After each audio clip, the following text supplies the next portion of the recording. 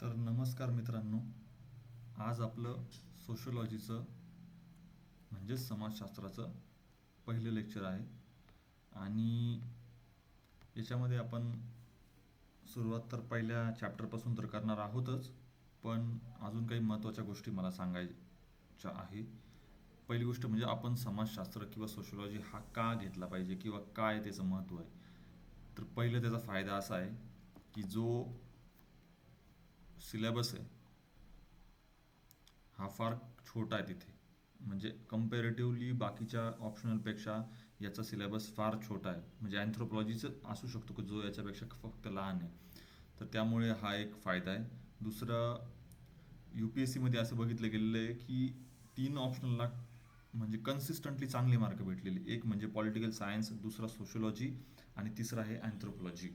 त्याच्यामुळे मार्क्स चांगले भेटलेले. त्याच्यामुळे काय भरपूर मुलं पण घेत आहे आणि जास्त मुलं घेतल्यामुळे जास्त कोचिंगवाले अवेलेबल आहे. जास्त कोचिंगवाल्यांमुळे सोर्सेस जास्त अवेलेबल आहे, टेस्ट सिरीज जास्त अवेलेबल, तेवढीच जास्त प्रॅक्टिस आणि तेवढेच जास्त मार्क. तर हे असं एक ओव्हरऑल सर्कल डेव्हलप झालेलं आहे. यानंतर दुसरी गोष्ट अशी आहे की जो सोशिओलॉजीचा फायदा आहे, त्याचा जो सिलेबसचा जो कंटेंट आहे तो असा आहे की आपण जे आपल्या अवतीभोवती ज्या गोष्टी बघतोय, जात व्यवस्था, परत घरात समजा याचं महिलांचं शोषण होत आहे, किंवा बाहेर आपण बघतोय की क्लासेसच्या हिशोबाने upper class, middle class, lower क्लासच्या हिशोबाने समाज वाटलेला आहे. तर ह्या सर्व गोष्टी ह्या सोशिओलॉजीमध्ये, आणि त्यालाच आपण वेगवेगळ्या सिद्धांतांनी आणि थिअरॉटिकल पर्स्पेक्टिव्हनी आपण अभ्यास करणार आहोत याचा. आणि त्यामुळे ती मजा आणि ते जे अवतीभोवतीच्या गोष्टी जेव्हा आपल्याला थोड्या डीप ॲनालिसिसनी बघायला भेटतात, त्याचं विश्लेषण आपण जेव्हा बघतो, तर ते खूप म्हणजे समजायला पण भारी वाटतं आणि शिकायला पण मजा येते. तर याकरिता सोशिओलॉजी हा मजेशीर सब्जेक्ट आहे. तर याचा पहिला जो चॅप्टर आहे तो असा आहे की सोशिओलॉजीची उत्पत्ती किंवा जो त्याचा उदय तो कसा झाला. आणि त्याचमुळे याच्यामध्ये असं आहे की समाजशास्त्राची विद्याशाखा, आणि त्याच्यामध्ये 3 सब टॉपिक आहे की जी नवीन युरोपमध्ये आधुनिकता आली त्याच्यामुळे सामाजिक बदल काय झाले, हा पहिला टॉपिक आहे. दुसरा आहे की ह्या समाजशास्त्राचा ओव्हरऑल त्याचं जे हे कंटेंट आहे, सब्जेक्ट मॅटर किंवा जो स्कोप म्हणू शकतो, तर स्कोप कितीपर्यंत आहे या विषयाचा. तर ती ती गोष्ट याच्यामध्ये त्यांनी मांडलेली आहे. नंतर तिसरं आहे की वेगवेगळे जे सोशल सायन्स आहे, जसं की हे झालं, इकॉनॉमिक्स झालं, परत पॉलिटिकल सायन्स झालं, मानसशास्त्र झालं. तर ह्या सर्वांचा समाजशास्त्रासोबतचा जो कंपॅरिझन आहे, तो त्यांचा फरक, त्यांच्या दोघांमधल्या ज्या सारख्या गोष्टी आहे, तर ह्या सर्व गोष्टींचा तिसरा टॉपिक आहे. आणि चौथा टॉपिक हा समाजशास्त्र आणि कॉमन सेन्स ह्या याच्यावर. कॉमन सेन्स हा समाजशास्त्रापेक्षा कसा वेगळा आहे हे इथं अभ्यासलं जातं. तर हा चौथा टॉपिक, सब टॉपिक आहे आपला. तर आपण पहिल्या टॉपिकपासून सुरुवात करणार आहोत. तर पहिला टॉपिक असा आहे की युरोपमध्ये आधुनिकता आली आणि त्यामुळे सामाजिक बदल झाले. तर झालं असं की युरोपचा जो 14वी शतक किंवा 15वे शतक जे होतं, त्याच्या आधी ना तिथे खूप एक अंधकाराचा काळ होता. सगळ्या गोष्टी ह्या चर्चच्या हातात होत्या तिथे.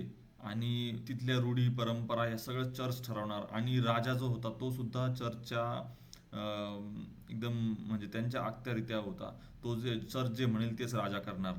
तर हे असं सर्व गोष्टी चालायचं. तर तिथे झालं असं की यामुळे काय झालं की एक युरोप ॲज अ समाज, आणि त्याच्यात जी म्हणजे अभ्यासामध्ये पण म्हणू शकतात किंवा त्याच्या ज्या शैक्षणिक धोरणांमध्ये, परत बौद्धिक पातळीवर कुठेतरी मागासला राहून गेला बाकीच्या दुनियेपेक्षा, बाकीच्या जगापेक्षा. तर त्यामुळे मग तिथे काय झालं की एक प्रबोधनाचा कालखंड आला. आणि नवीन नवीन जे तिथे हे होते, असे थिंकर होते वेगवेगळे. तर त्यांना असं वाटलं की इथे काय चाललंय, हे आपण काय एवढं मागासलेलो. तर त्यांनी त्याचे कारण शोधायचा प्रयत्न केला. आणि मग एक आपण म्हणतो एक पूर्ण प्रबोधनाचा काळच तयार झाला. त्याच्यामध्ये रुसो, वॉल्टेर असे वेगवेगळे जे हे होते, थिंकर होते, वैज्ञानिक होते, विचारवंत होते. तर त्या विचारवंतांनी याच्यावर मोठा गहन अभ्यास केला. हे असे याचे कारणं शोधले आणि त्याचे होणारे परिणाम शोधले. मग याच्यानी ही गोष्ट कुठेतरी चर्चेत यायला लागली, की असा एक काहीतरी विषय असायला हवा, की ज्याच्याने आपण ह्या बदलणाऱ्या गोष्टी आहे त्याचा अभ्यास केला पाहिजे. तर आपण एक एक गोष्ट त्याची पुढे बघणारच आहोत. तर पहिली गोष्ट झालं असं, की प्रबोधनाचा काळ आला. ठीक आहे. नंतर असं झालं, की जसं आपण बघितलं अंधकाराचा काळ जाऊन एक प्रबोधनाचा काळ आला. जे नवीन विचारवंत होते त्यांनी नवीन विचार मांडले, जे की चर्चला आवडले नाही. त्याच्यामुळे त्यांना त्याची सजा पण भेटली, पण तरी पण त्यांनी त्या गोष्टी मांडल्या, सगळ्या म्हणजे समाजासमोर मांडल्या, की नवीन समाज व्यवस्था वगैरे या सगळ्या गोष्टी. मग असं झालं हळूहळू शिक्षणामध्ये पण ती गोष्ट बदल दिसायला लागला. शिक्षणामध्ये काय व्हायला लागलं, की इथे व्यापार क्रांती दिसायला लागली. नंतर एक वैज्ञानिक क्रांती सुद्धा दिसायला लागली तिथे, की जसं आपण बघू शकतो स्टीम इंजिन आलं तिथे.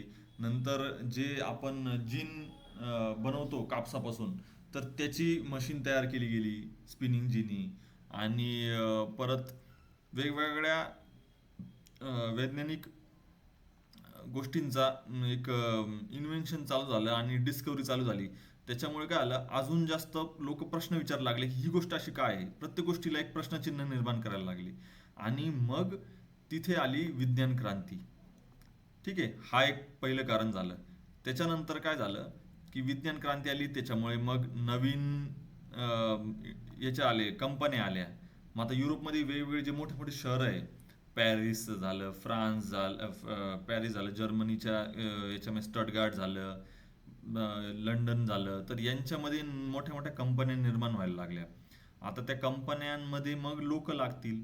तर लोक कुठून आले, गावातून आले. आता गावातून आलेले लोक हे त्यांच्या जुन्या रूढी परंपरा घेऊन आलेले होते.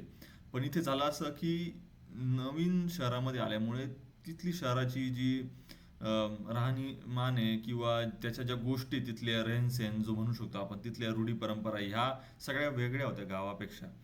तर त्या नवीन त्यांना त्याचं अवलंबन करायला लागलं. नंतर असं झाल्यामुळे मग काय झालं, आता शहरात आले राहिलं म्हणजे सगळंच छान आहे राहायला, असं काही नाही. ते झोपडपट्ट्यांमध्ये राहायला लागली. ठीक आहे. तो एक तिथे एक गर्दीचं वातावरण झालं. आणि मग कंपन्यांमध्ये खूप जास्त पिळवणूक व्हायला लागली. आर्थिक पिळवणूक सुद्धा आणि शारीरिक पिळवणूक सुद्धा. जास्त वेळ काम करायला लागलं. तर मग लोक तिथे काय झालं, की गरीब गरीब होत गेला, श्रीमंत श्रीमंत होत गेला. ज्याच्या हातात कंपनी आहे, जो मालक आहे, असं व्हायला लागलं. आणि कंपन्यांना पैसा लागतो, त्याच्यामुळे बँकेचा विस्तार व्हायला लागला. मग मोठे मोठे व्यापार व्हायला, व्यापाराची क्रांती झाली. आणि याच्यामुळे काय झालं, जो एक गावातला राहणारा होता वर्ग, तो एकदम तिथं लो क्लास वर्ग झाला. ठीक आहे. आणि जो कंपन्यांचा मालक आहे ते अप्पर क्लास झाली. आणि जो सिटीमध्ये राहायला आलेला आहे, जो फॅक्टरी वर्कर आहे तिथं, तर तो कुठेतरी एक मिडल क्लास झाला. तर म्हणजे समाजव्यवस्था ही अशी क्लासमध्ये वर्गांमध्ये डिवाइड होत गेली. आणि मग इथे नव्या वर्गाचा उदय झाला. तर ही अशी गोष्ट, ह्या काही कारणं आहे जी ज्याच्यामुळे समाजशास्त्राचा उदय झाला. तर इथे वैज्ञानिक क्रांती आणि हे पुनर्जागरण, तर ह्या दोघांच्या गोष्टीमुळे इथे एक समाजशास्त्र नावाची एक वेगळी विद्याशाखा जन्माला आली. तर आता हे झालं असं, की इथे जसं तुम्हाला सांगितलं वेगवेगळे वर्ग व्हायला लागले समाज व्यवस्थेमध्ये. तर मग जो गरीब राहत गेला, जो श्रीमंत श्रीमंत राहत गेला. मग हे जे विचारवंत होते त्यांना असं वाटलं, की हे असं का होतंय, की श्रीमंत श्रीमंत का होत चाललाय. मग मग त्या ठिकाणी याला अभ्यासलं कोणी, तर याला अभ्यासलं मार्क्सने.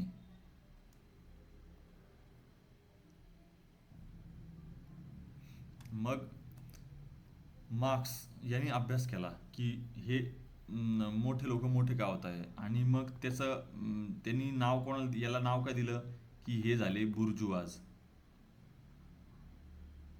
आणि हे जे लोअर क्लास होते त्याला नाव दिलं प्रोलिटेरिएट. ठीक आहे. तर हे त्यांचे नाव आहे. आता जेव्हा आपल्याला मार्क्सवर प्रश्न येईल आणि मार्क्सचं जेव्हा उत्तर लिहावं लागेल आपल्याला, तर त्यावेळेस हे असे शब्द याला म्हणतात कीवर्ड्स सोशिओलॉजी मधले. तर ते तिथले कीवर्ड्स ते त्या उत्तरामध्ये आले पाहिजे, दिसले पाहिजे. ते जर दिसले नाही तर तिथे कुठेतरी असं वाटतं की तुम्हाला त्या विषयाबद्दल थोडं कमी नॉलेज आहे. तर त्यामुळे हे असे महत्त्वाचे शब्द तिथे आले पाहिजे, त्यातली त्यात त्या टॉपिक बद्दलचे महत्त्वाचे शब्द इथे. ठीक आहे. तर असं झालं.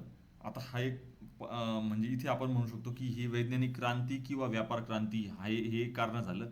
नंतर अजून एक समाजव्यवस्थेमध्ये मोठा किंवा याच्यामध्ये पॉलिटिकल लेवलला जर म्हणू शकतो आपण, तर एक राज्यक्रांती झाली, तर ती म्हणजे फ्रेंचमध्ये. तर फ्रान्समध्ये एक राजा होता आणि राजामध्ये मग जी समाजव्यवस्था होती ती ॲक्च्युली इस्टेट म्हणायची त्याला. आपल्याकडे जसं आपण म्हणू शकतो क्लास, क्लास जसं म्हणतो, वर्ग म्हणतो, तसं तिथे इस्टेट होती. तर पहिल्या जी इस्टेट होती म्हणजे जो अप्पर क्लास होता त्याच्यामध्ये कोण होतं? राजा. ठीक आहे. नंतर कोण येतात? हे जे मंत्री तंत्री सगळे तिथले. ठीक आहे. आणि नंतर कोण येतं? बाकीची जी जनता आहे, गरीब जनता. तर ज्याच्यामध्ये जे शेतकरी, कामगार वगैरे हे सगळे ह्या तिसऱ्या स्टेटमध्ये. आता झालं असं, ती आपल्याला काही पूर्ण स्टोरीचा अभ्यास करायची गरज नाही. आपल्याला फक्त हे सांगण्याचे तिथे उत्तरामध्ये हे सांगायचं की ही जी तिसरी इस्टेट होती ही कुठेतरी ह्या राजा आणि ह्या दोघांच्या पिळवणुकीला त्रासलेली होती. खूप जास्त त्यांना त्या गोष्टीचा त्रास झाला आहे की आपल्याला आर्थिक लेवलला ते एकदम हे झालेले होते, गरीब झालेले होते. मग अशा काही वेगवेगळ्या गोष्टींच्या एक थिंगीमुळे तो इतकं मोठा वणवा पेटला आणि त्यांनी या दोघांना पळून लावलं आणि याच्याने आली फ्रेंच राज्यक्रांती. ठीक आहे. तर इथे काय झालं की याला साथ कोणाची भेटली? तर बौद्धिक लेवलला विचारवंत जे आहे त्यांची पण साथ भेटली. नंतर त्यांनी राजकीय क्रांती आणली. ठीक आहे. तर याला हे कारण झालं. ठीक आहे, राज्यक्रांतीचं. नंतर औद्योगिक क्रांती आपण जशी आधीच बघितली, तर त्याच्यामुळे काय आलं, वेगवेगळे आविष्कार आले. मग त्या आविष्कारामुळे वेगवेगळ्या औद्योगिक वसाहती आल्या. मग तिथे राहणारे लोक आले. मग त्यांनी वेगवेगळे प्रॉब्लेम बघितले. ते प्रॉब्लेम असे का आले? कारण का ते एका समाज व्यवस्थेमध्ये नवीनच प्रॉब्लेम होते.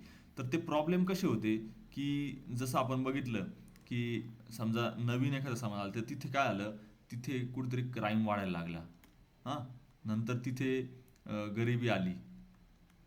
नंतर तिथे हे आलं, वर्गीकरण आलं तिथे. क्लासेस सिस्टम म्हणू शकतो आपण. तर हे सगळं, तर हे जे एका जगाला त्यांच्या इतिहासामध्ये हे पहिल्यांदाच आलं होतं. मग हे असं का होतं? तर ह्या गोष्टीचं कुठेतरी कुतूहल निर्माण झालं विचारवंतांमध्ये. मग त्याच्यासाठी अभ्यास करण्यासाठी असा काहीतरी एक विषय पाहिजे आणि एक विद्याशाखा पाहिजे ज्याच्याने ह्या सगळ्या गोष्टीचा अभ्यास करता येईल आपल्याला. तर त्यामुळे मग याची उदय झाला समाजशास्त्राचा. ठीक आहे. तर याच्यामध्ये जे बौद्धिक आवाज होता, आपण बघितलं पहिलं कारण कोणतं बघितलं आपण, तर हे वैज्ञानिक कारण. दुसरं आपण जे राज्यक्रांतीचं, फ्रेंच राज्यक्रांतीचं म्हणजे तिसरं आपण बघितलं औद्योगिक क्रांतीमुळे. आणि चौथं आपण बघू की बौद्धिक क्रांती म्हणू शकतो. तर बौद्धिक क्रांतीमुळे काय काय गोष्टी किंवा त्यात काय काय गोष्टी घडल्या. तर पहिली गोष्ट, ज्या सामाजिक बदल घडले, आपण जसं बघितलं औद्योगिक क्रांती वगैरे म्हणून, त्याच्यामुळे मग समाजशास्त्राचा एक नवीन निर्माण झाली, अभ्यास करायला प्रेरणा भेटली. दुसरी गोष्ट म्हणजे समाजाला सुद्धा एक वैज्ञानिक प्रकारे त्याचा अभ्यास केला जाऊ शकतो, ही कुठेतरी एक संकल्पना मांडली गेली आणि तो एक वेगळा दृष्टिकोन निर्माण झाला तिथे. कारण आधी कसं होतं की समाजाच्या गोष्टी म्हणजे ह्या सगळ्या कॉमन सेन्सवाल्या गोष्टी होत्या, जे आपण नॉर्मली बघत आलो. आपण म्हणतो ना की आपण एखाद्याला पांटप्रिय, आपण कसं एक लोक बोलत बसतात की ह्या हे असं का झालं असेल, ते तसं तसं कारण होतं त्याचं. त्याला काय असं काही सायंटिफिक प्रकारे त्याला अभ्यास केला जात नाही त्याचा, की प्रॉपर मॅथमॅटिकल कॅल्क्युलेशन केले, सर्वे केला आहे, वेगवेगळे रिपोर्ट बनवले आणि मग त्याच्यावर काहीतरी थेरी मांडली, असं काही केलेलं नाही. हे असं मोगम बोलून जायचं, तसं तसं बोलून गेलेले तिथे. ठीक आहे. तर हे डोक्यावरून जात असेल तर थोडं जाऊ शकतं.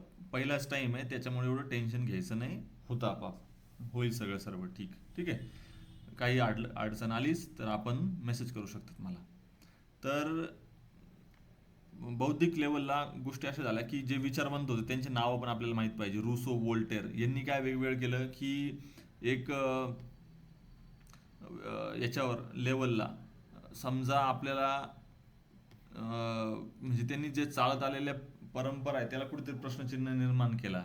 आणि अं, जे राज्य शासन चालत आलेलं होतं त्याला सुद्धा वोल्टेर, रुसो यांनी प्रश्नचिन्ह निर्माण केला की समाजाला आणि समाजाला धरून असलेले राज्य शासन चाललं पाहिजे. तर तिथे कुठेतरी मग एक नवीन बदल बघायला भेटला आपल्याला. ठीक आहे, हे एक झालं. नंतर त्यांना एक जो त्यांचा एक दृष्टिकोन होता आधी की मनुष्य काही करू शकत नाही, तर तो कुठेतरी चेंज झाला, तिथे कुठेतरी बदल बघायला भेटला. तर बौद्धिक लेवलला असं झालं की त्यांना असं कळलं की मनुष्य हा सुद्धा परिपूर्ण तिकडे प्राप्त जाऊ शकतो, म्हणजे त्याच्याकडे जाऊ शकतो, तो त्या लेवलला पोचू शकतो तो. आणि बौद्धिक लेवलचे तीन मेन उदाहरणं बघायचे झाले तर एक इतिहासाच्या लेवलला असं झालं की एक ऑगस्ट कॉम्टे यांना आपण फादर ऑफ समाजशास्त्र, फादर ऑफ सोशिओलॉजी सुद्धा म्हणतो, ऑगस्ट कॉम्ट. तर ह्या ऑगस्ट कॉम्टे यांनी काय केलं, यांनी समाजव्यवस्थेचा इतिहास अभ्यासला. आणि त्यांनी बघितलं की एक जनजातीय काळापासून, जनजातीय म्हणण्यापेक्षा जे याच्यात राहणारे लोक होते, जंगलात राहणारे लोक, त्यांच्यापासून तर आत्ताचे जो समाजव्यवस्था आहे या पूर्ण याचा समाजाचा त्यांनी अभ्यास केला. आणि त्यांनी बघितलं की हे पूर्ण साध्या सोसायटीपासून तर गुंतागुंतीच्या सोसायटीपर्यंत एक उत्क्रांती होत आलेली म्हणे. आणि साध्या समाजामध्ये नॉर्मल म्हणजे जात व्यवस्था, लग्न व्यवस्था आणि परत कुटुंब व्यवस्था असं काही नव्हतं म्हणे. लोक सोबत राहत होते फक्त, आणि त्यातून मुलं होत होती, आणि ते शिकारीला जायचे, त्यातली कामं वाटलेली होती, शिकारीला जायचे. आणि मग हळूहळू याची उत्क्रांती होत होत होत होत आत्ताच्या लेवल असं झालं की इथे कुटुंब व्यवस्था आहे, लग्न व्यवस्था आहे, जात व्यवस्था आहे, शाळांची व्यवस्था आहे, परत औद्योगिक व्यवस्था आहे, सगळ्यांच्या असं व्यवस्था सगळ्या मांडून गेलेल्या आहे, त्याचे भाग पडलेले. तर ही एक खूप गुंतागुंतीची समाजव्यवस्था निर्माण झालेली. आणि याचा कशी उत्क्रांती झाली याचा अभ्यास ऑगस्ट कॉम्टनी केला. तर हा, आता याला जर तुम्ही बघायला गेलं तर तुम्ही म्हणाल की याला इतिहासामध्ये टाकायचं की याला याच्यामध्ये टाकायचं, दुसऱ्या कोणत्या सोशल सायन्सेस झालं, म्हणजे जसं म्हणू शकतो की पॉलिटिकल सायन्समध्ये टाकायचं याला, की दुसरा कोणता येतो, हिस्टॉरिकल येतो, किंवा भौगोलिक याच्यात टाकायचं. तर नक्की याला टाकायचं कशात ह्या ज्या अभ्यासाला. तर मग इथे कुठेतरी प्रश्नचिन्ह निर्माण झाला. दुसरं झालं असं की जैविक उत्क्रांतीचा त्याचा पण एक सिद्धांत मांडला. तो कोणी मांडला? हर्बर्ट स्पेन्सरनी आणि चार्ल्स डार्विननी. चार्ल्स डार्विनची थेरी सगळ्यांना माहीतच असेल की जो म्हणजे सर्वायवल ऑफ द फिटेस्ट, जो शेवटला टिकतोय, ते सगळ्यात जास्त फिट आहे तोच टिकतोय फक्त. म्हणजे एका याच्यामध्ये जंगलामध्ये तोच प्राणी टिकतो जो सगळ्यात सर्वात स्ट्रॉंग आहे. आणि इथे पण तेच सांगितलं त्यांनी की हर्बर्ट स्पेन्सरने सांगितलं की वेगवेगळ्या जीवाणूंपासून कशी मानवाची एक उत्क्रांती झालेली.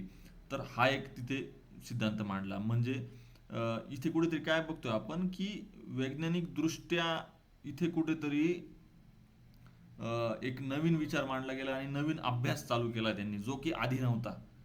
एक आपण म्हणतो ना, डोकं खाजवण्याचं काम केलेलं इथे.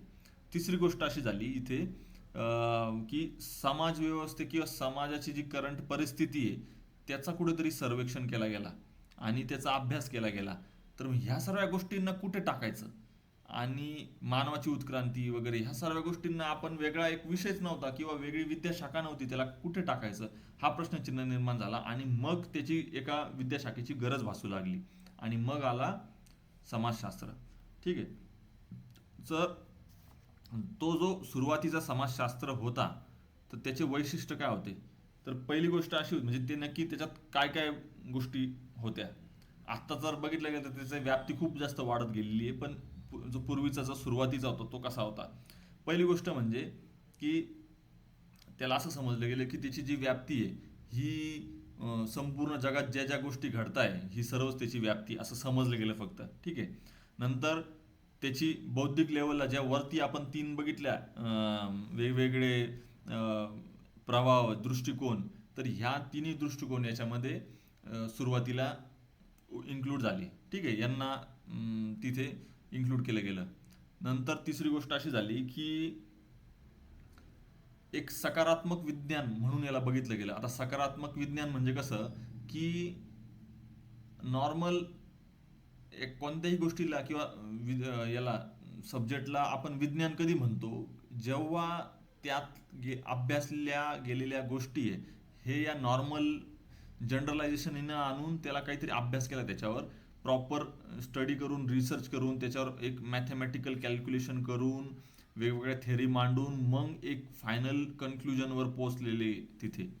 तर निष्कर्ष असा काही उगच नाही येतो, ते तिथे वेगवेगळ्या आपण सर्वेक्षण करावं लागतात, परत मॅथमॅटिकल कॅल्क्युलेशन बसवावे लागतात, आणि चार्ट्स प्रिपेअर करून ह्या सगळ्या गोष्टी आपण म्हणतो ना की त्याचं प्रॉपर सर्वेक्षण करावं लागतं. तर जेव्हा आपण निष्कर्षाकडे पोहोचतो सगळं सर्वेक्षण वगैरे करून, त्याचं काही आधारे काही प्रॉपर आपल्याकडे त्याचा डेटा आहे, तेव्हा त्या गोष्टीला विज्ञान समजलं जातं. तर इथे कुठेतरी असं विज्ञान पाहिजे होतं जे समाजाला ह्या सगळ्या वैज्ञानिक प्रक्रियेतून अभ्यासलं जाईल, असा कोणता तरी विद्याशाखा हवी होती. आणि तीच ती इथे सकारात्मक विज्ञान म्हणून मग समाजशास्त्राला बघितलं गेलं. ठीक आहे. नंतर झालं असं याच्यामध्ये की इथे दोन लेवलला समाजशास्त्राला बघितलं गेलं. एक म्हणजे वैचारिक लेवलला आणि एक वैज्ञानिक लेवलला. तर वैज्ञानिक लेवल तर आपण बघितलीच की जसं कसं कसं अभ्यासलं जातं समाजातले वेगवेगळे घटक. आणि वैचारिक लेवल असं की तुम्ही एक विचार मांडताय आणि त्या विचाराला तुम्ही विज्ञाना थ्रू प्रूव्ह करायचा प्रयत्न करताय. तर इथे ह्या दोन्ही गोष्टी या समाजशास्त्रामध्ये इन्क्लूड केल्या गेल्या. म्हणजे झालं असं, तुम्ही बघा फिजिक्स हे फिजिक्स किंवा केमिस्ट्री आहे, याला आपण पूर्ण म्हणजे प्युअर विज्ञान म्हणू शकतो, एकदम प्युअर सायन्स. तर कारण का त्याचा जो अभ्यास केला जातो ह्या सगळ्या गोष्टी तिथे थेरॉटिकली मांडल्या जातात आणि जशा थेअरीमध्ये दिसतात तशाच फिजिकली पण दिसतात तशा. पण आपण जर याला बघितलं, समाजशास्त्र जर बघितलं किंवा समाजशास्त्र म्हणण्यापेक्षा आपण दुसरे पॉलिटिकल सायन्स सारखे विषय बघितले आपण, तर मग तिथे काय बघायला भेटतं आपल्याला की तिथे कुठेतरी एक हे कमी आहे. 2 मिनिटं. हां, तर राज्यशास्त्रासारखा जो विषय, तर तो असा आहे तिथे की तिथे तुम्हाला दोन्ही गोष्टी बघायला भेटतील. वैचारिक गोष्टी जास्त, सॉरी, दोन्हीने एकच गोष्ट बघायला भेटेल. वैचारिक गोष्ट जास्त बघायला भेटेल तिथे आपल्याला, आणि वैज्ञानिक गोष्टी कमी बघायला भेटतील. तर समाजशास्त्रामध्ये कुठेतरी या दोन्ही गोष्टींचं कॉम्बिनेशन केलं गेलं. विज्ञान पण तिथे आलं आणि वैचारिक जो दृष्टिकोन आहे तो पण तिथे आला. तर मग तो तिथे जोडला गेला. आणि याला आपण अजूनही कसं म्हणू शकतो की वैचारिक ही गुणात्मक गोष्ट झाली आणि विज्ञान हे संख्यात्मक गोष्ट झाली. तर ह्या दोन्ही गोष्टींचं जे मिलन आहे तिथे कुठे समाजशास्त्रामध्ये बघायला भेटलं सुरुवातीच्या याच्यात. आत्ताही ते आपण त्याला त्याच्याकडे पोहोचण्याचा प्रयत्न करतो. कारण काय, इथेच मेन पूर्ण समाजशास्त्रामध्ये याच्यावरच एक मोठा विवाद आहे की याला आपण संख्यात्मक दृष्टिकोनातून बघायचं की गुणात्मक दृष्टिकोनातून बघायचं. आता मानव आहे, आता तुम्हाला सोप्या भाषेत सांगतो, एखादा माणूस आहे, त्या माणसाला इमोशन्स आहे, त्या माणसाला वेगवेगळे म्हणजे त्याला प्रेमही व्यक्त करतो, तो आदर व्यक्त करतो, राग व्यक्त करतो. तर याला तुम्ही गुणात्मक गोष्टीने बघू शकतात ना, याला तुम्ही संख्यात्मक गोष्टीने नाही बघू शकत. याला तुम्ही मांडू नाही शकत की बाबा हा 10% राग आला, असं नाही म्हणू शकत ना त्याला. तर इथे कुठेतरी हाच विवाद आहे की तुम्ही समाजशास्त्रामध्ये जर एखाद्या मानवाचा अभ्यास करताय, माणसाचा अभ्यास करताय, तो समाजामध्ये कसा वागतोय, तर एखाद्या माणसाने समजा मर्डर केलाय, एखाद्याचा खून केला, तर तुम्ही त्या गोष्टीला संख्यात्मक लेवलला नाही बघू शकत ना. तर मग इथे कसा अभ्यास करणार त्या गोष्टीला. तर मग त्यामुळे दोन्ही लेवलची आपल्याला गरज आहे इथे, वैचारिक लेवलची पण आणि वैज्ञानिक लेवलची पण. तर ही गोष्ट इथे दिसून येते आपल्याला. त्याच्यानंतर मेन जो सुरुवातीच्याला विषय जो होता की कोणते कोणते विषय तपासले गेले समाजशास्त्रामध्ये, तर ते असे होते की जो कामगार होता, वेगवेगळ्या उद्योगांमध्ये काम करणार, त्यांची करंट स्थिती काय होती, आर्थिक लेवलला पण शारीरिक लेवलला, सगळ्या गोष्टींच्या त्यांचे शोषण कसे झाले, ह्या सर्व गोष्टींचा अभ्यास केला गेला. नंतर मालमत्तेचं परिवर्तन कसं झालेलं आहे, तर ते तिथे बघतात की आधी मालमत्ता याला काही जास्त असं स्वरूप नव्हतं की तो कमर्शियल लेवलला आपण म्हणतो की त्याला असं व्हॅल्यू नव्हती त्याला जास्त. पण जसं ही औद्योगिक क्रांती झाली, नंतर बँका आल्या, मग बँका पैसे द्यायला लागल्या. कशाच्या भरोश्यावर द्यायला? तर मालमत्तेच्या भरोश्यावर द्यायला लागले. तर त्याच्यामुळे एक मालमत्तेचं परिवर्तन बघायला भेटलं. त्याच्यानंतर वेगवेगळे तंत्रज्ञान आलं आणि आपण जर बघितलंच हे वेगवेगळे इन्व्हेन्शन आपण बघितले, त्याच्यामुळे कारखाने आले आणि मग कारखान्याची वेगवेगळी व्यवस्था, औद्योगिक शहरं आली. तर ह्या सर्व गोष्टींचा अभ्यास सुरुवातीच्या समाजशास्त्रामध्ये केला गेला. तर एक सर्वात पहिला जो सर्वे तो केला गेला, त्याचं नाव होतं गरीब स्थिती अहवाल. तर हे जे सर्वेक्षण होतं, हे सर्वेक्षण हे समाजशास्त्रामध्ये सर्वात पहिले गेलेलं सर्वेक्षण आहे. आणि याचा जर आपल्याला विचारलं की समाजशास्त्राचा उदयाचा समजा त्या रिलेटेड काही प्रश्न आला, तर आपण हे तिथे लिहिण्याची गरज आहे. ठीक आहे. आता आपण मेन मुद्द्याकडे येऊ की समाजशास्त्राचा जो उदय झाला, तर त्याच्यामध्ये काय काय गोष्टी आपल्याला बघायला भेटल्या. पहिली गोष्ट म्हणजे सुरुवातीचा काळ असा होता की आपण त्याच्यात भूतकाळ, वर्तमान काळ आणि जो समाजामध्ये झालेला आमूलाग्र बदल आहे तो तिथे अभ्यासला गेला. आणि त्याच्यामध्ये जो विरोधाभास जाणवला त्या गोष्टीचा अभ्यास केला गेला. आणि त्याची अजून एक गरज अशी पडली समाजशास्त्राची की बाबा याची गरज काय आहे, तर आपण एक समाज म्हणून हा एक जसा आहे त्या स्थितीत नसून त्या गोष्टीला बदलही आणू शकतो किंवा चांगल्या समाजाकडे आपण धावू शकतो, वळू शकतो. ही कुठेतरी संकल्पना मांडली गेली. याच्यावर एक आशावाद निर्माण झाला आणि त्याच्यामुळे परिपूर्ण समाजाची एक संकल्पना निर्माण झाली. आणि त्यासाठी आपल्याला एखादा विषय किंवा विद्याशाखेची गरज आहे अशी गरज भासली आणि मग समाजशास्त्राचा उदय झाला. हे एक झालं. तिसरी गोष्ट अशी झाली की याला मग आपण हे कसं करायचं, की जो त्याचा सब्जेक्ट मॅटर आहे म्हणजे जो याचा विषय आहे, तो कशाच्या लेवलला धरायचा. तर पहिली गोष्ट म्हणजे व्यक्ती म्हणून एक प्राथमिक जो एकक आहे तो छोट्या लेवलला आपण काय म्हणतो समाजामध्ये घटक आहे छोटासा, तो व्यक्ती आहे. मग त्याच्या वरच्या लेवलला आपण गेलं की मग एक कुटुंब येतं. मग कुटुंबामध्ये वेगवेगळे एक समुदाय येतो, मग राज्य येतं, मग धर्म येतो. तर ह्या सर्व गोष्टी येतात. तर मग आपल्याला त्याच्यामध्ये शास्त्रामध्ये काय काय अभ्यास केला आपण, म्हणजे त्यातलं काय काय अभ्यासाचे घटक काय काय आपले, तर व्यक्ती आहे, समाज आहे, धर्म आहे, शाळा आहे, कुटुंब आहे आणि वरतून सामाजिक प्रक्रिया आहे, ह्या गोष्टींचा होणारा बदल. परत वेगवेगळे आपण म्हणू शकतो की समाजाचं जे स्ट्रक्चर आहे त्याचा अभ्यास केला गेला. हे सर्व झाले आपल्या समाजशास्त्राचा विषय झाला. ठीक आहे. आणि याच्यानंतर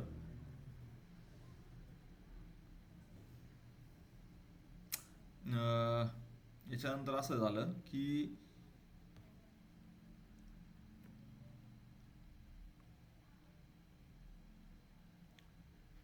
जो समाजामधला जो बदल आहे तर तो कशामुळे झालाय, त्याची कारणं शोधली गेली. आणि समाजाला एकत्र घट्ट धरून ठेवण्यामागे कोणता एक ताकद आहे तिचा अभ्यास केला गेला. किंवा समजा समाजाला तोडलं जात आहे, समजा दंगल होती तर ते दंगली मागे काय कारण आहे, त्या गोष्टीचा पण अभ्यास केला गेला. समाज व्यवस्थेमध्ये काही रूढी परंपरा आहेत त्या कशामुळे आल्या आहे, त्याच्यामागे अशी कोणती ताकद आहे जी ह्या समाजाला एक आपण म्हणतो शिस्त लावून ठेवते, तर त्या गोष्टीचा अभ्यास केला गेला.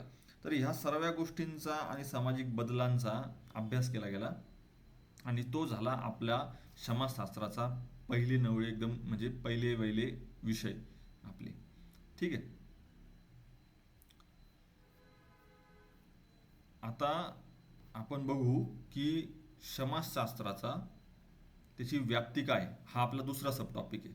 तर आता ही व्याप्ती कशी ठरवायची आणि कोणी ठरवली, तर याच्यावर काय झालं, याच्यावर विवाद झाला. तर आता झालं असं की मेन आपण जसं बघितलं याचा सगळ्या समाजशास्त्राचा उदयच झाला आहे युरोपमध्ये.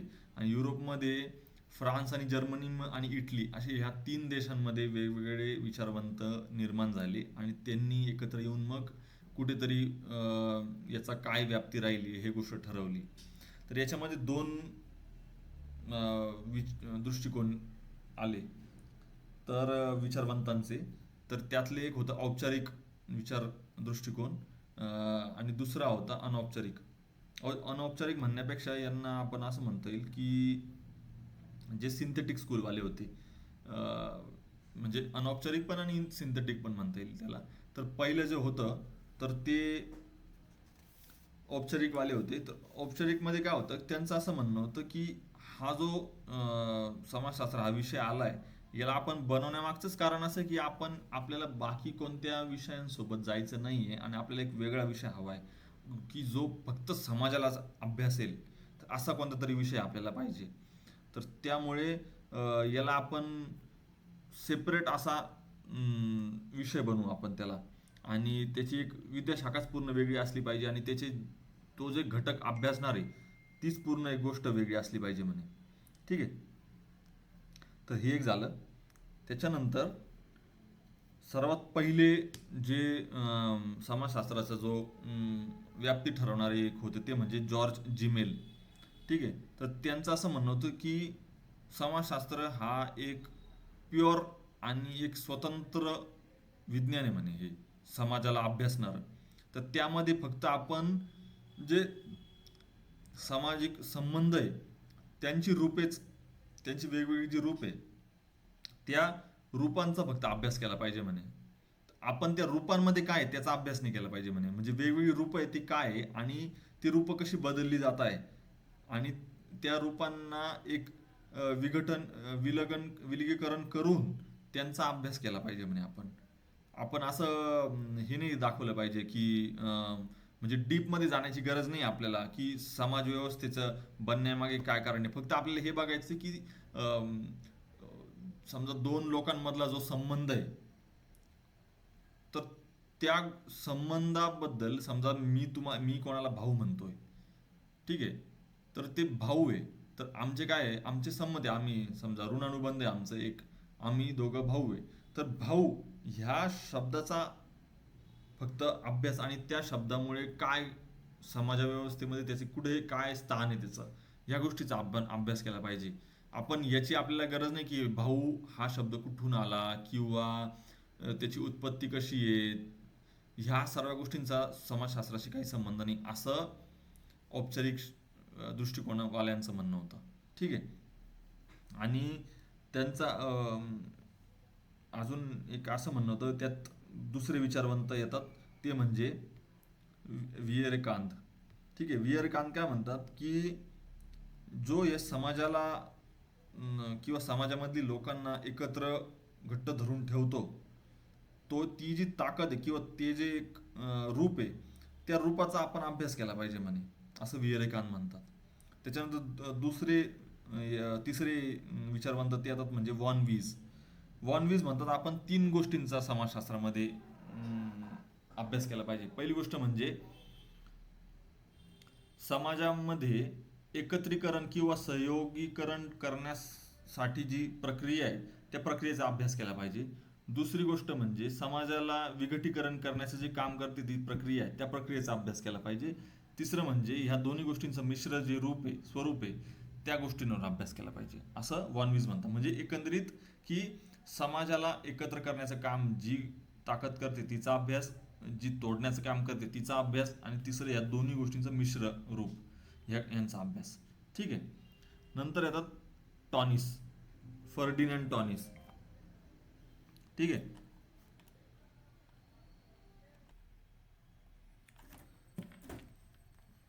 तर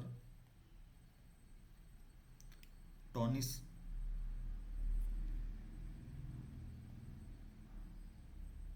जो आहे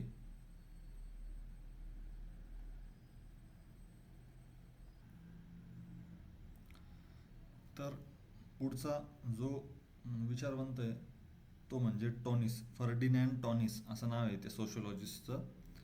तर त्यांनी 2 शब्द दिले ते म्हणजे जेमेन शिफ्ट आणि जिसेल शिफ्ट. तर जेमेन शिफ्ट याचा अर्थ काय होतो की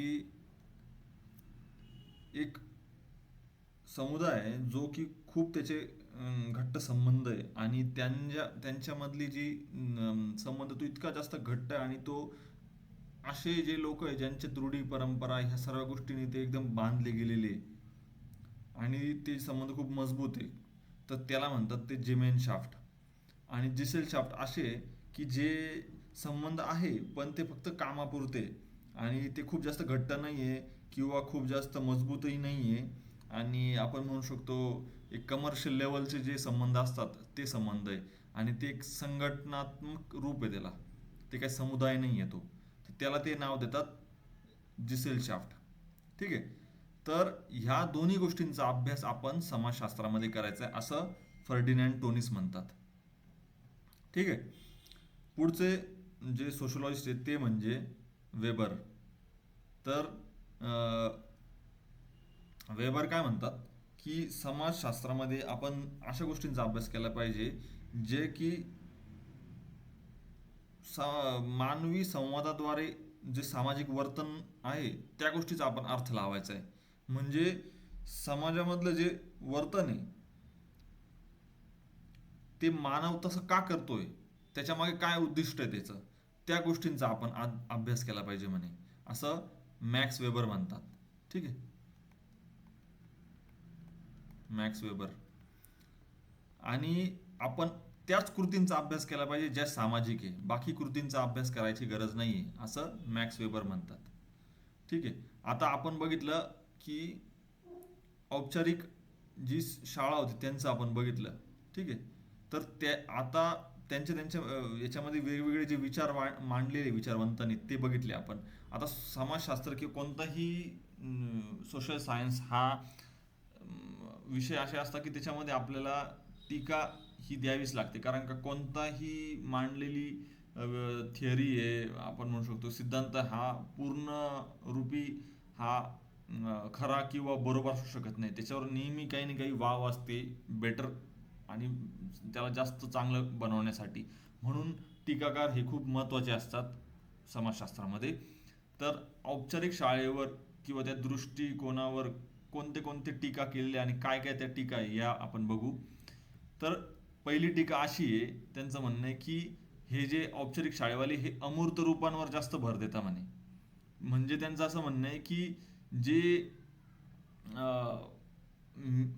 संस्था आहे वेगवेगळ्या किंवा जे घटक आहे समाजामध्ये त्यांचं काय त्यांचा काय आशय आहे त्याच्याकडे ते लक्षच देत नाही म्हणे. ते अमूर्त गोष्टींवर त्यांचा जास्त भर आहे म्हणे, ज्या की गोष्टी फक्त आपण म्हणू शकतो ना पुसटशा माहिती आहे लोकांना किंवा ज्या दिसत नाही आपल्याला, त्या गोष्टींवर त्यांचा जास्त भर आहे म्हणे.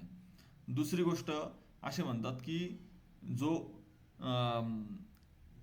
समाजाचे जे हे संबंध आहे, सामाजिक संबंध, त्यांचा त्यांचं रूप आणि त्यांची जी सामग्री आहे ह्या गोष्टींचा काही अभ्यासण्यासाठी त्या काही बरोबर नाही म्हणे, ते अकार्यक्षम आहे असं ते म्हणतात. की तिथे कुठेतरी असं आहे की म्हणजे तेवढं नुसतं ते रूपच बघून आपल्याला समाज व्यवस्थेची पूर्ण अभ्यास करता येणार नाही असं टीकाकार म्हणतात. आणि तिसरे टीकाकार ते म्हणजे मॉरिस गिन्सबर्ग. तर गिन्सबर्ग काय म्हणतात की निव्वळ औपचारिक समाजशास्त्र हे काही म्हणजे अव्यवहार आहे, त्याच्यानी काही प्रॅक्टिकल नाही म्हणे. ते आपण पूर्ण समाजाचा अभ्यास याच्याने करू शकत नाही म्हणे औपचारिक शाळेच्या दृष्टिकोनातून. आपल्याला बाकीच्या शास्त्रांचा सुद्धाही त्याच्यात अभ्यास करावा लागेल आणि त्यांच्या विषयांचं सुद्धा याच्यामध्ये आपल्याला एकत्रीकरण करावं लागेल समाजशास्त्रामध्ये. तेव्हा कुठे समाजशास्त्र हा नावारूपाला पण येईल आणि वरती पण जाईल जास्त. त्याच्यामुळे अलिप्त राहून काही उपयोग नाहीये असं गिन्सबर्ग म्हणतात. ठीक आहे. तर ही झाली आपली पहिली शाळा. आता दुसरी शाळा आहे ती म्हणजे जी की अपोजिट साईडला आहे, ती येते सिंथेटिक स्कूल. म्हणजे त्याला आपण म्हणू शकतो की ती अनौपचारिक शाळा आहे. आणि तो दृष्टिकोन आहे ज्याच्यामध्ये त्यांचं मेन म्हणणं असं आहे की आपण बाकीचे जे विषय, जसं आपण बघितलं राज्यशास्त्र झालं किंवा अर्थशास्त्र झालं, परत मानवशास्त्र झालं. तर ह्या गोष्टी समाजशास्त्रापेक्षा वेगळ्या करून आपल्याला चालणार नाही, किंवा समाजशास्त्र यांच्यापासून वेगळा ठरवण्यामध्ये आणि त्यांच्यामध्ये भिंत घालण्यात, त्यांना पूर्णपणे वेगळं करण्यात काही अर्थ नाही. ते एकमेकाला सोबत जोडून किंवा त्यांच्यातून आपण काही गोष्टी उचलून आपण काही त्या समाजशास्त्राला देऊन, बाकीच्या विषयांना देऊन, यातूनच समाजशास्त्र हा जास्त नावावर पळेल. आणि त्याची जी एक अभ्यासू वृत्ती आहे, किंवा समाजशास्त्राचं जे आपण म्हणतो ना एक विज्ञान बनवण्याचं जे काम आपण करतोय, ते जास्त ते बाकीच्यांच्या मदतीमुळेच होईल, असं हे सिंथेटिक स्कूलवाले होता. सिंथेटिक सिंथेटिक म्हणजे काय, जेव्हा दोन गोष्टी एकत्र येतात आणि ते जे तयार होतं त्याला म्हणतात सिंथेसिस, म्हणून त्याला नाव दिलं सिंथेटिक स्कूल. तर यांची जी व्याप्ती हे ब्रॉड आहे, म्हणजे जास्त लेवलला ते अभ्यास करण्याचा प्रयत्न करतात, जास्त गोष्टींचा अभ्यास करण्याचा प्रयत्न करतात. ठीक आहे. तर यांचं इथे काय आहे की समाजशास्त्राची व्याप्ती वाढवायची आपल्याला. ठीक आहे. आणि पहिले त्याच्यामध्ये येतात ते म्हणजे इमाईल दर्खाईम. ठीक आहे. इमाईल दर्खाईम यांनी 3 वेगवेगळ्या भागांमध्ये विषय मांडलेला आहे.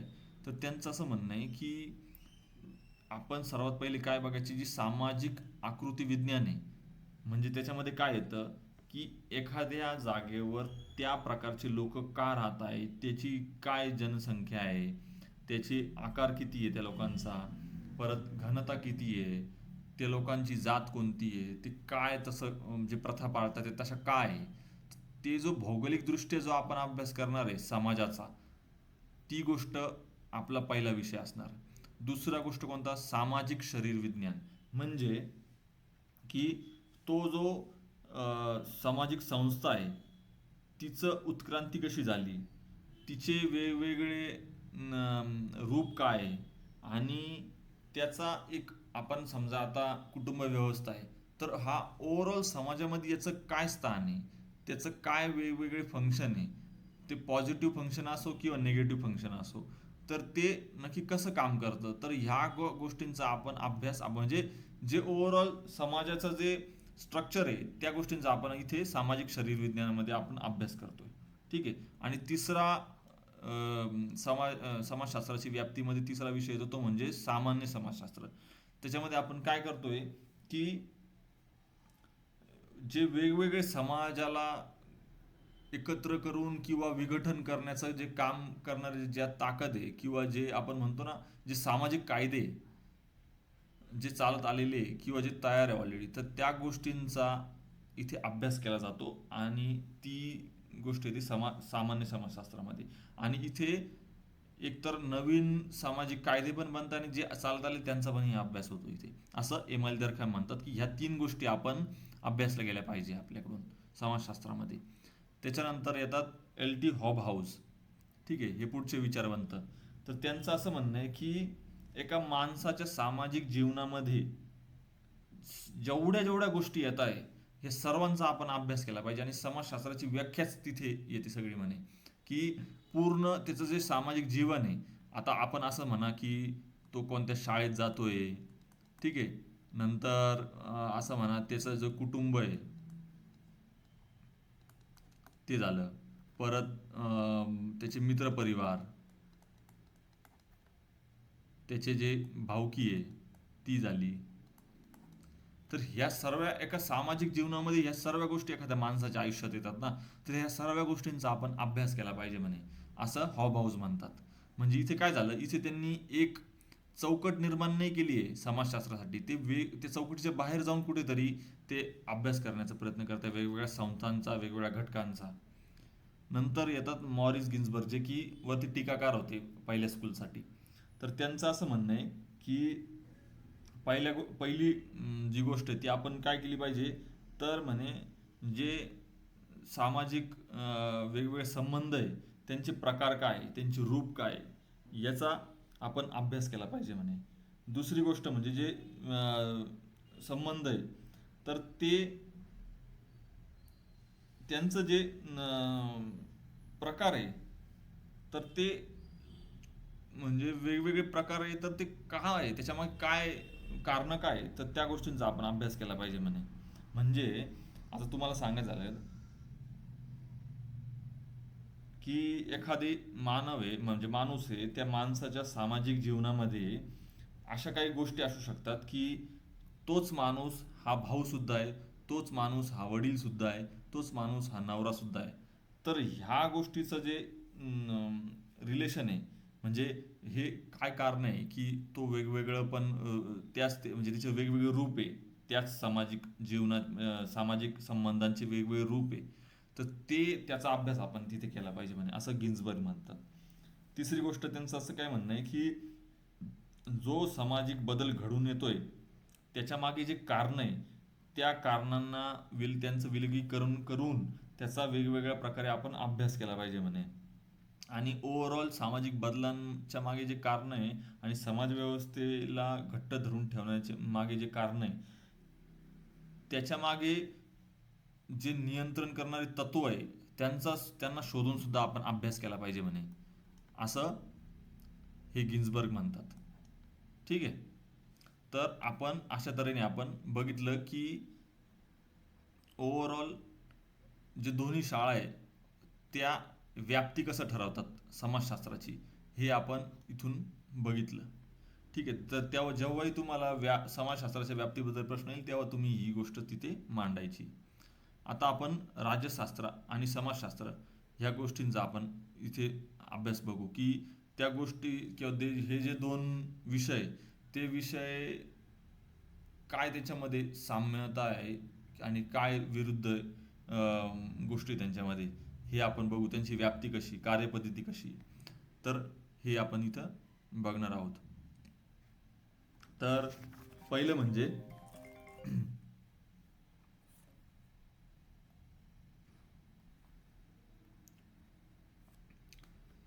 तर याची व्याप्ती कशी आहे, कार्यपद्धती काय वगैरे ह्या सर्व गोष्टी आपण बघणार आहोत. तर राज्यशास्त्र, तर याचा आपल्याला मेन जो आहे त्याला आपण इंग्लिशमध्ये पॉलिटिकल सायन्स म्हणतो. ठीक आहे.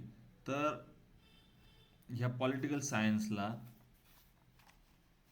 त्याचे जे विषय आणि समाजशास्त्राचे जे विषय हे भरपूरसे म्हणजे साम्यता आहे त्याच्यामध्ये कुठेतरी. तर त्या गोष्टींचा इथे अभ्यास केला जातो. आता समाजशास्त्र हा राज्यशास्त्रापेक्षा खूप नवीन विषय आहे. त्याची जी विद्याशाखा आहे खूप नवीन आहे कम्पॅरेटिव्हली. राज्यशास्त्र हा खूप जुना विषय. त्याच्यामध्ये म्हणजे म्हणू शकता तुम्ही अरिस्टोटल झालं, सोक्रेटिस झालं, हे खूप जुने जुने विचारवंत याच्यात होऊन गेले. तर त्यांचा सुद्धा अभ्यास समाजशास्त्रामध्ये केला जातो. तर इथे झालं असं की पहिला जो आपण बघू की अरिस्टोटल आहे तो राज्यशास्त्राला कसं डिफाईन करतो. तर त्याचं असं म्हणणं आहे की जेव्हा राज्याचा अभ्यास होतोय त्याला म्हणतात राज्यशास्त्र. ठीक आहे. आणि त्याला आपण असं म्हणू शकतो की समाजामधली फक्त एक राजकारण किंवा त्या पर्टिक्युलर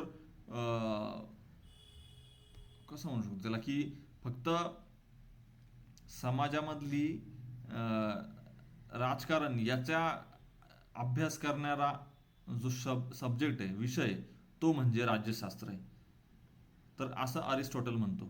तर यांच्यामधले आता राज्यशास्त्राचे मेन विषय काय आहे, तर त्यामध्ये तर राज्य, नोकरशाही, राष्ट्र, राजकारण, क्रांती, तर ह्या सर्व गोष्टी अभ्यासल्या जातात राज्यशास्त्रामध्ये.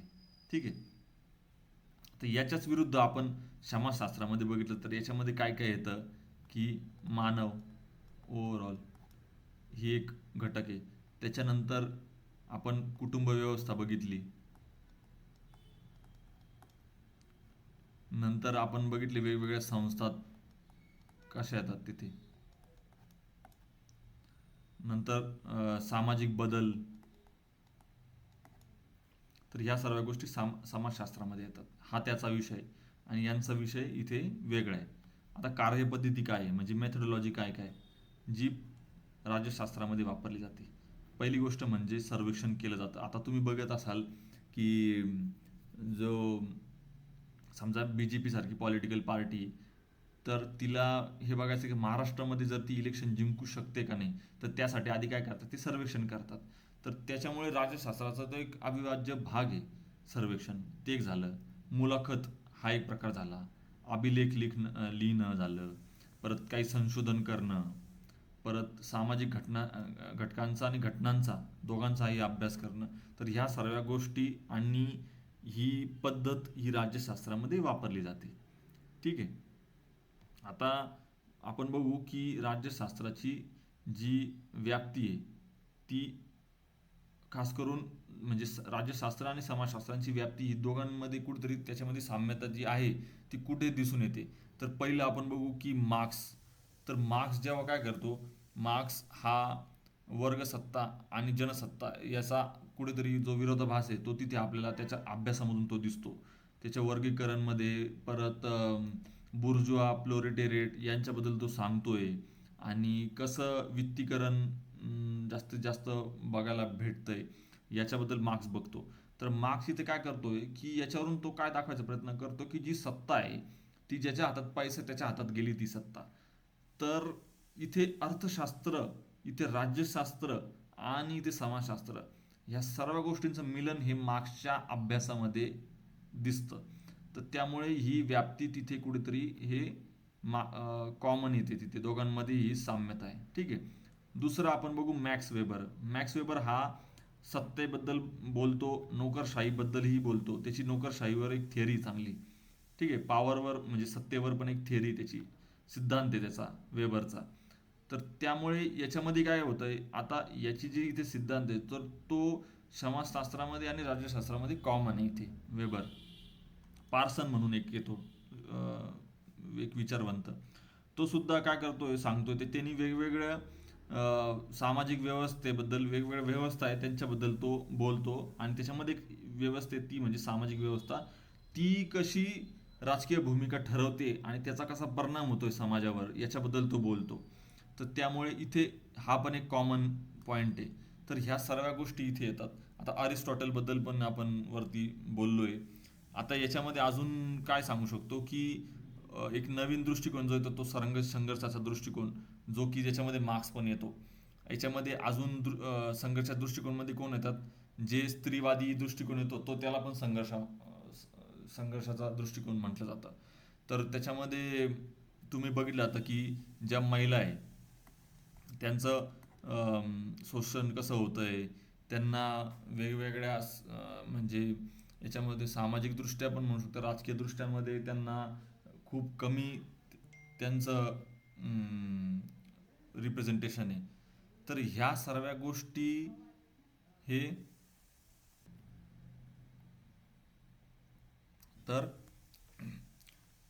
हे आपण संघर्षाच्या दृष्टिकोनामध्ये ह्या सर्व गोष्टी आपण बघतो.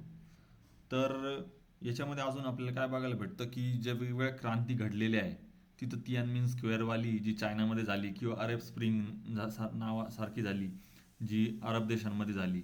तर या सर्व वेगवेगळ्या क्रांतींचा अभ्यास आपण बघतो. आता याच्यामध्ये क्रांती हा विषय हा आपण बघितलं गेलं तर राज्यशास्त्रामध्ये हा खूप महत्त्वाचा विषय. आणि त्याचे जे कारण आहे हे सामाजिक कारण पण असू शकतात. त्याच्यामुळे ह्या दोन्ही विषयांचा हा इथे कॉमन पॉईंट पण बघायला भेटतो आपल्याला.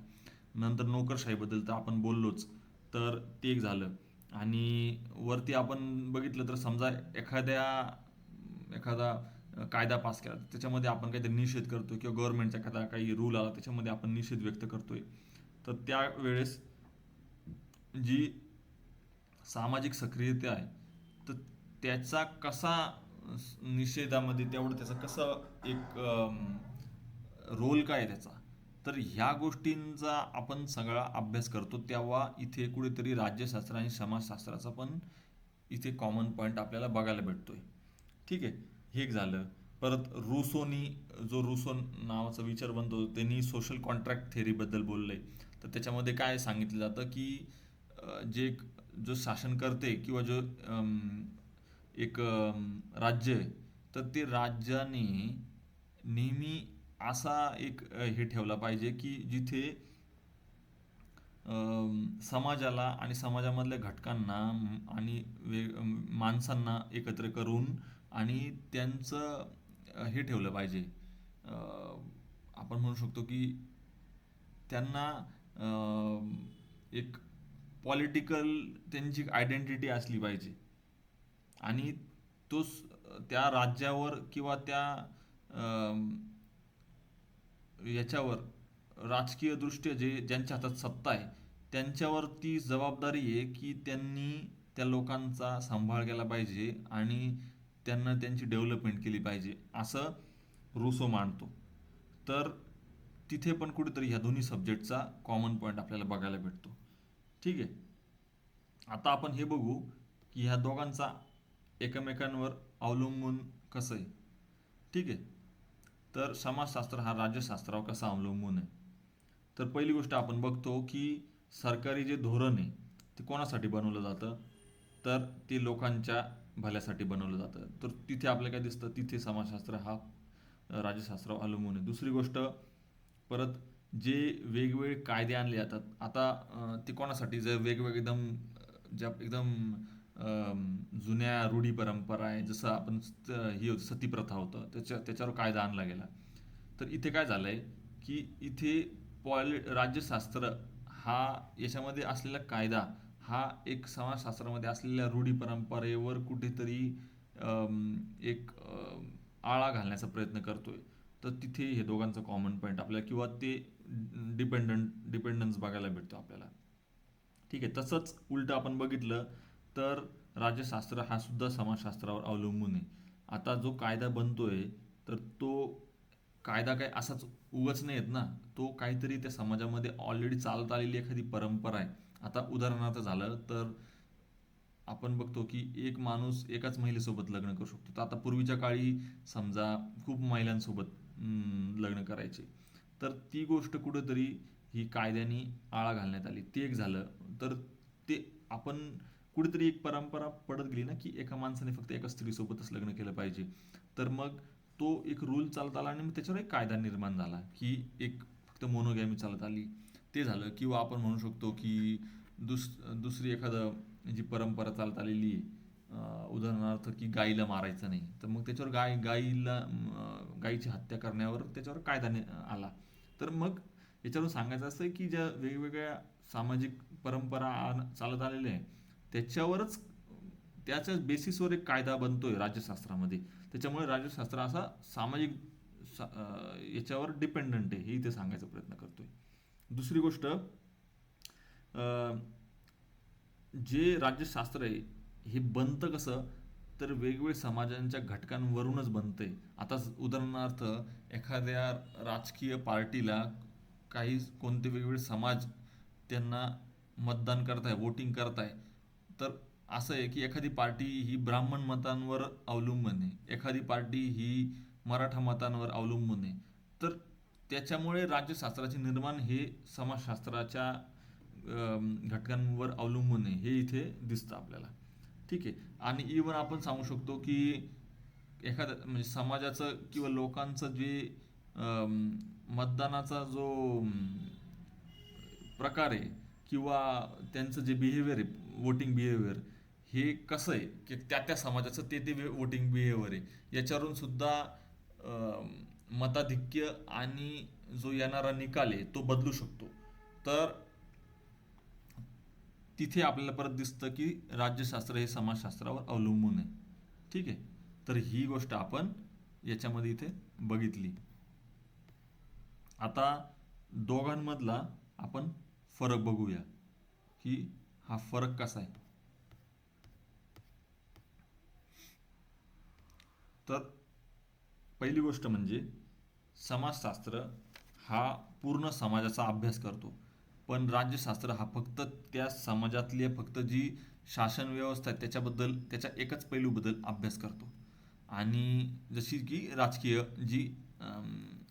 राजकीय जो दृष्टिकोन आहे किंवा जो एक पैलू आहे त्याच्याबद्दलच फक्त अभ्यास करतो राज्यशास्त्र. पण समाजशास्त्र या सर्व गोष्टींचा अभ्यास करतो. ठीक आहे. नंतर समाजशास्त्र हा वेगवेगळी संस्था आहेत सगळ्यांचा अभ्यास करतो. राज्यशास्त्र फक्त काही ठराविक ज्या राजकीयदृष्ट्या महत्त्वाच्या संस्था आहे, सरकार, राज्य, राष्ट्र यांवरच केंद्र करतो फक्त. ठीक आहे. लक्ष ठेवतो फक्त.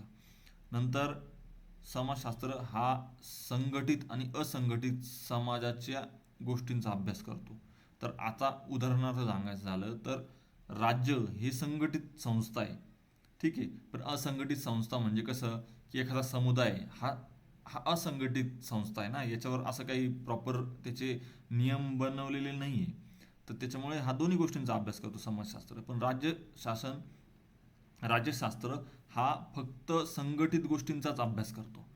ठीक आहे. नंतर राज्यशास्त्र हा औपचारिक आणि अनौपचारिक हा दोन्ही संबंधांचा अभ्यास करतो. तर त्याच्यामध्ये काय काय येतात, ज्या वेगवेगळ्या चालरीती परंपरा ज्या चालत आलेल्या आहे या सर्व गोष्टींचा, आता याला काही असं औपचारिक रूप तर भेटलेलं नाही आहे, ह्या जुन्या रूढी परंपरा चालत आलेल्या आहे. तर त्या दोन्ही गोष्टींचा अभ्यास करतो. म्हणजे कायदा जो जो की औपचारिक गोष्ट आहे आणि परंपरा ज्या अनौपचारिक या दोन्ही गोष्टींचा अभ्यास करतोय. पण राज्यशास्त्र हा फक्त औपचारिक कायदेशीर संबंधांवरच भर देतो फक्त. परत इथे सांगायचं झालं तर समाजशास्त्र हा सामाजिक नियंत्रणाच्या प्रत्येक साधनांचा विचार करतो इथे, की ज्या ज्या गोष्टी कंट्रोल करताय, सोशल कंट्रोल, त्याच गोष्टींचा अभ्यास करतो. पण राज्य शासन हा फक्त शासनमान्य जे नियंत्रण आहे त्याच गोष्टींचा इथे अभ्यास करतोय फक्त. तर अशा तऱ्हेने आपण इथे राज्यशास्त्र आणि समाजशास्त्र ह्या दोन्ही विषयांचा काय साम्यता आणि काय फरक आहे ह्या दोन्ही गोष्टींचा आपण अभ्यास केलेला आहे. तर जो आपला तिसरा टॉपिक आहे, वेगवेगळे सोशल सायन्सेसचा त्याचा समाजशास्त्रासोबतचं जे तुलना आहे, तर ती इथे आपण अभ्यासली. अजून भरपूर सोशल सायन्स आहे याच्यामध्ये, आपण आता दुसरा बघणार आहोत. तर तो म्हणजे समाजशास्त्र आणि इतिहास. तर पहिली गोष्ट म्हणजे इतिहास हा काय करतो, हा ठोस घटनांचाच अभ्यास करतो. आणि समाजशास्त्र हा वेगवेगळे जे आपण म्हणू शकतो की तत्व चालत आलेले आणि समाजामध्ये ज्या वेगवेगळ्या गोष्टी ज्या दिसतही नाही त्या पण गोष्टींचा समाजशास्त्र अभ्यास करतोय. तर इथे नाही, इथे फक्त ज्या दिसत आहेत त्याच गोष्टींचा अभ्यास करतोय.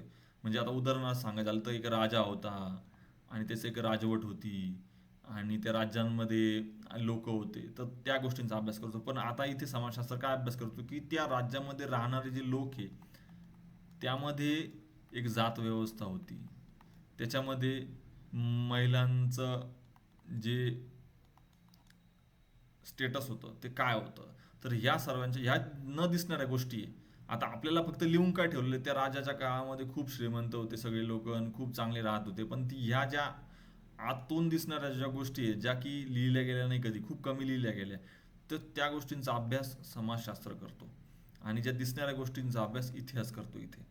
ठीक आहे. इतिहास दोन गोष्टींवर अवलंबून आहे. एक म्हणजे त्याला अभ्यास करायचा आहे तर तो कशा दोन प्रकारे कोणत्या दोन गोष्टींवर अवलंबून आहे. तर पहिली गोष्ट म्हणजे मौखिक परंपरा. आता उदाहरणार्थ सांगायचं झालं तर तुम्ही बघाल की आपली आजी आपल्याला काही एखादी स्टोरी सांगते, की असा असा राजा होता आणि तो जुन्या काळात राहत होता, किंवा शिवाजी महाराजांचं सुद्धा काही गोष्टी लिहिलेल्या आणि काही गोष्टी खूप फक्त आपल्याला तोंडाने माहिती की अशा काही कथा दंतकथा आहे. तर दंतकथा हा एक उत्तम उदाहरण म्हणजे मौखिक परंपराचं झालं. तर त्याच्यामध्ये वर्षानुवर्ष चालत आलेल्या गोष्टी आहे, की तो एक राजा होता. मग आपल्या आजीने आपल्याला सांगितलं, त्या आपल्या आजीला कोणतं तिच्या आजीने सांगितलं असेल, अशा त्या चालत आलेली दंतकथा आहे.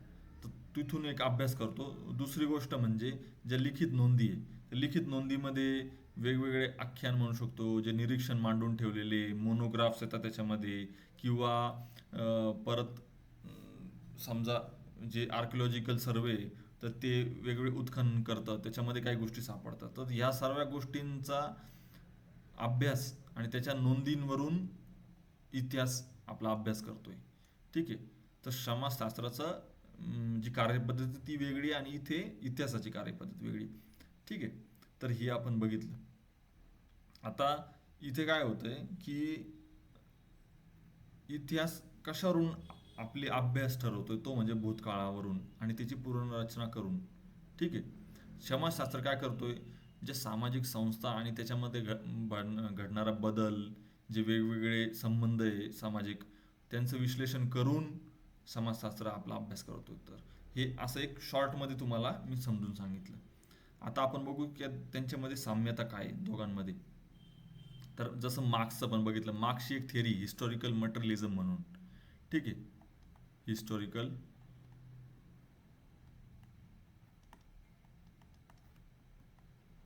मटेरियलिझम. त्याच्यामध्ये मार्क्स काय करतोय, मार्क्स जसं सांगितलं तुम्हाला, हा जुन्या म्हणजे जुन्या म्हणण्यापेक्षा जे जनजातीय लोक होते, ज्या वेगवेगळ्या जंगलामध्ये ज्या हे राहत होते समुदाय, तर ते कसे जंगलामध्ये शिकारीला जायचे वगैरे, त्यांची जी सामाजिक व्यवस्था होती त्याचा अभ्यास करतो. ठीक आहे, त्याला तो काय म्हणतो, कम्युनिझम म्हणतो त्याला तो.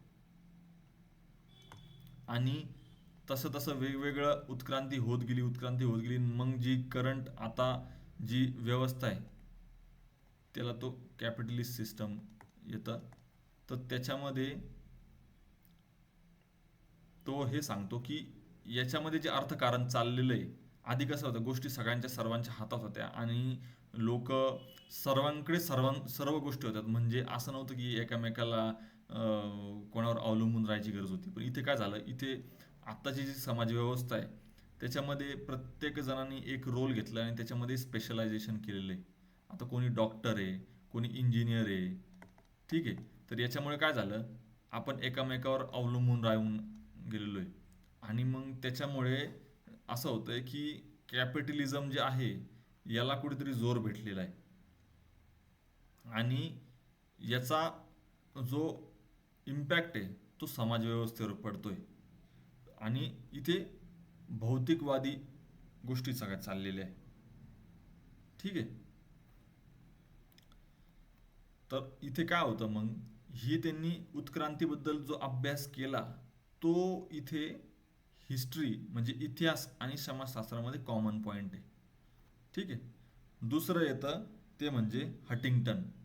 इथे स्पेलिंग चुकलंय, त्यांचं स्पेलिंग आहे हटिंग्टन. ठीक आहे. तर हटिंग्टन काय करतात, ते वेगवेगळ्या ज्या सभ्यता आहे त्यांचा अभ्यास करतात ते, आणि त्यांच्यामध्ये वेगवेगळे कसे संघर्ष चालले याचा त्या इतिहासामध्ये अभ्यास करतात ते. तर हा दुसरी गोष्ट. तिसरं म्हणजे देसाई. तर जे ए आर देसाई आहे ॲक्च्युली, हे ए आर देसाई हे काय करतात, हे जी शेतकऱ्यांची चळवळ आहे किंवा जे भारताची जी फ्रीडम मुवमेंट होती त्याच्यामध्ये त्याचा अभ्यास ते करतात. आणि ते अभ्यास करताना ते कुठेतरी मार्क्सचा विचार आणताय. म्हणजे मार्क्सिस्ट जो दृष्टिकोन आहे तो भारतामध्ये कोणत्या विचारवंताने आणला असेल तर ते म्हणजे ए आर देसाई. तर इथे ते मध्यमवर्गीय लोक आणि शेतकरी चळवळ यांचा काय सहभाग होता आणि ते या भारतीय राष्ट्रीय संघर्षामध्ये त्याचा ते अभ्यास करतात. तर इथे मग काय दिसतो आपल्याला, परत कॉमन पॉईंट दिसतो इतिहास आणि समाजशास्त्रामध्ये. तसेच येतात रामचंद्र गुहा. तर ते पण सबल्टन हिस्ट्रीबद्दल बोलतात. सबल्टन हिस्ट्री म्हणजे काय, जी समाज व्यवस्थामध्ये जो शेवटचा वर्ग आहे सगळ्यात, ज्याचं कायम शोषण करत आलेलं आहे, तर त्याचे जो अभ्यास केला जातो त्याला म्हणतात सबल्टन. तर त्या सबल्टन लोकांची जी इतिहास आहे त्याचा अभ्यास करण्याची जी स्कूल आहे म्हणजे ती दृष्टिकोन, त्याला म्हणतात सबल्टन हिस्ट्री स्कूल. तर याच्याबद्दल रामचंद्र गुहांनी म्हणजे ह्या दृष्टिकोनातून रामचंद्र गुहांनी लिहून ठेवलेलं आहे. आणि तो एक परत कॉमन पॉईंट होतो आपला इतिहास आणि समाजशास्त्राचा. नंतर येतात रेडक्लिफ ब्राऊन.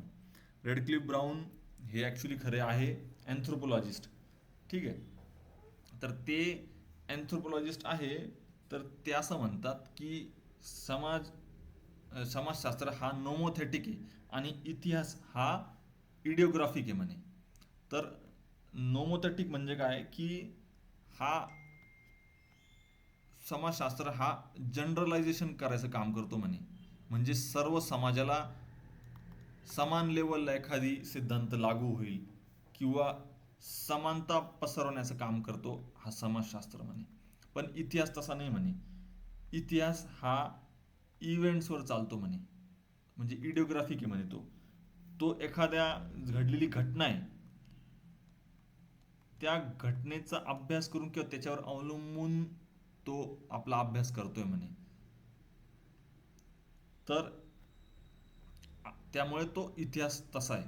आणि इथे काय होतंय की इथे जनरलायझेशन करून किंवा जनरलाइज जी थिअरी आहे त्याच्यावर समाजशास्त्राचा अभ्यास अवलंबून आहे, असं रेडक्लिफ ब्राऊन म्हणतात. आता हे एक झालं. त्याच्यानंतर आपण तर बघितलं सबाल्टन याच्याबद्दल बघितलं, शेतकरी स्त्रिया नातेसंबंध याच्यावर समाजशास्त्र हा इतिहासाला डेटा पुरवतो. आणि जो करंट समकालीन इतिहास आहे, सबाल्टनचा इतिहास म्हणू शकतो, तो इतिहास हा समाजशास्त्राला डेटा पुरवतो. तर त्याच्यामुळे दोघंही एकमेकावर अवलंबून आहे. तर इथे आपल्याला कुठेतरी दोघांमध्ये ती विषयाची व्याप्ती आणि त्यांचा जो साम्यता आहे ती आपल्याला दिसते इथे. ठीक आहे. आता इथे आपण अजून बघू शकतो की समाजशास्त्र हा सिद्धांत आणि संकल्पना हा इतिहासाला देतो. आणि इतिहासाला अजून एक लाईन म्हटली गेलेली की इतिहास म्हणजे हा मागील समाजशास्त्र आहे म्हणे. म्हणजे हा पास्ट सोशलॉजी याला म्हटलं जातं. समाजशास्त्र हा काय करतो, हा सिद्धांत देतो, हा संकल्पना देतो इतिहासाला. आणि इतिहास त्याच्या बदल्यात काय करतोय, इतिहास हा समाजशास्त्राला हा सबल्टन लोकांची हिस्ट्री देतोय. आणि वेगवेगळे जे जुने लिहून ठेवलेले संशोधन आहेत ते तो देतोय. असं दोघांमध्ये देवाणघेवाण चालू आहे इथे. आणि त्याच्याचमुळे याला काय म्हटलं झालं इतिहासाला, ही खूप महत्त्वाची लाईन आहे. ही तुम्ही इंट्रोडक्शनमध्ये पण वापरू शकतात. जो सर्वात पहिले आन्सरमध्ये आपल्याला इंट्रोडक्शन लिहायचं असतं. आता तुम्हाला सांगायचं झालं तर सोप्या भाषेत, समजा कोणताही इथे क्वेश्चन आहे तर इथे पहिले काय येईल, 2 लाईनीमध्ये इंट्रोडक्शन येईल. त्याच्यावर आपल्याला म्हणजे त्या विषयाबद्दल आपल्याला 2 लाईनीमध्ये काय माहिती बेसिक बेसिक ते, नंतर बॉडी येईल. बॉडी म्हणजे त्याचं मेन कोर आन्सर काय, आणि शेवटला निष्कर्ष तो लिहायचा, कन्क्लुजन लिहायचं आपल्याला. तर हे झालं इंट्रोडक्शन, बॉडी आणि ही कन्क्लुजन, आणि हा क्वेश्चन आहे. तर ही जी लाईन आहे आपण इंट्रोडक्शनमध्ये वापरू शकतो किंवा कन्क्लुजनमध्येही वापरू शकतो की इतिहास म्हणजे मागील समाजशास्त्र.